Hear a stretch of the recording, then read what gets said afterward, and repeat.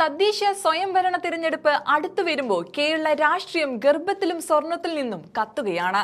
കലങ്ങിയ ഗർഭത്തിന്റെ പിറകിലാണ് എല്ലാവരും എന്ന് പറയുന്നതാകും ശരി.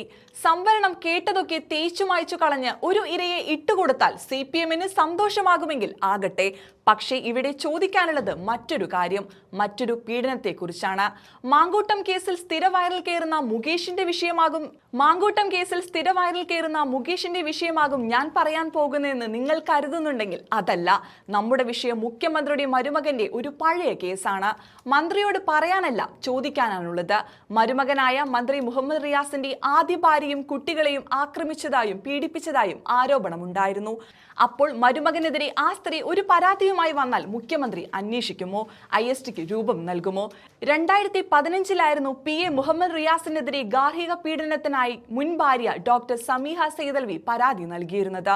അന്ന് കോഴിക്കോട് ചീഫ് ജുഡീഷ്യൽ മജിസ്ട്രേറ്റ് കോടതിയിൽ ഗാർഹിക പീഡന നിയമപ്രകാരം ഹർജി ഫയൽ ചെയ്ത് രജിസ്ട്രേഡ് ഫയൽ സ്വീകരിച്ച CJM MN സാബു റിയാസിന് നോട്ടീസ് അയച്ചിരുന്നു.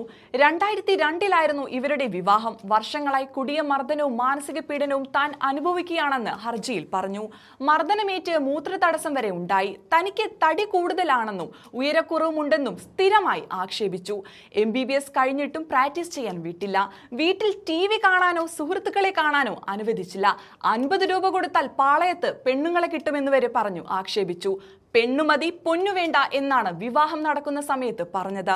പിന്നീട് പൊന്നിനും പണത്തിനും വാശി പിടിച്ചു. വീട്ടിൽ നിന്ന് തന്ന 70 പവൻ സ്വർണം കൈക്കലാക്കി. മക്കളെ വീട്ടിൽ നിർത്തി ഒഴിഞ്ഞുപോയിക്കോളാൻ പറഞ്ഞു. ഗുണ്ടകളെ ഉപയോഗിച്ച് മക്കളെ തട്ടിക്കൊണ്ടുപോകാൻ സാധ്യതയുണ്ടെന്നും അതിനാൽ സംരക്ഷണം നൽകണമെന്നും ഹർജിയിൽ അപേക്ഷിച്ചു. പട്ടാമ്പി കൊപ്പം സ്വദേശിയായ സമീഹ മുൻ SFI സംസ്ഥാന കമ്മിറ്റി അംഗമാണ്. SFIയിൽ വെച്ചാണ് റിയാസിനെ പരിചയപ്പെടുന്നത്. ഇത് വീണ്ടും കുത്തിപ്പൊക്കാൻ കാരണം മുഖ്യമന്ത്രിക്ക് രാഹുൽ കേസിനോടുള്ള ശുഷ്കാന്തി കൊണ്ടാണ്. ഈ പരാതിയിൽ തുടർ നടപടികൾ വേണമെന്നാവശ്യപ്പെട്ട് റിയാസിന്റെ മുൻ ഭാര്യ എത്തിയാൽ മുഖ്യമന്ത്രി എന്ത് നടപടിയായിരിക്കും സ്വീകരിക്കുന്നത്? പരാതിയുണ്ടെന്ന് പറയേണ്ട സമയത്ത് പറയണം, അല്ലാതെ പറഞ്ഞിട്ട് ഒരു കാര്യമില്ല. ഇരയാകപ്പെടുന്ന പെൺകുട്ടികൾക്ക് നേരെ നിരന്തരം വന്നുകൊണ്ടിരിക്കുകയാണ്. സ്ത്രീകളെ ഉൾപ്പെടുത്തി രാഷ്ട്രീയ എതിരാളികൾക്കെതിരെ തങ്ങളെ വെല്ലുവിളിക്കുന്നത് ഇല്ലാതാക്കാൻ ചരിത്രപരമായി CPM-ന്റെ സ്വഭാവത്തെ ശീലമാക്കുകയാണ്.